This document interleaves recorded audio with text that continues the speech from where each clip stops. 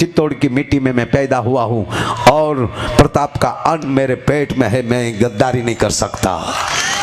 અને કાન ખોલીને બધા સાંભળી લે કે આ દેશમાં હાકીમ ખાન જેવા થઈને રહેવું હોય એને રહેવાની છૂટી છે, બાકી આ દેશમાં જે ગદ્દારી થઈને રહેતા હશે એની પાસે પૈસા ન હોય તો અમને કહેજો, એના લાભાર્થે પ્રોગ્રામ કરીને ટિકિટો કરીને એના ઘર ભેગા કરી દેવું ભલા માણસ નહીં। આ દેશમાં તમામ ધર્મની હક છે, તમામ જ્ઞાતિનો હક છે, પણ જે મિટ્ટીમાં પેદા થયા છે, જે માટીમાં જે જન્મ લીધો છે એની અંદર કોઈ શાસ્ત્ર એમ નથી કહેતું કે એને અરે ગદ્દારી કરવી એમ।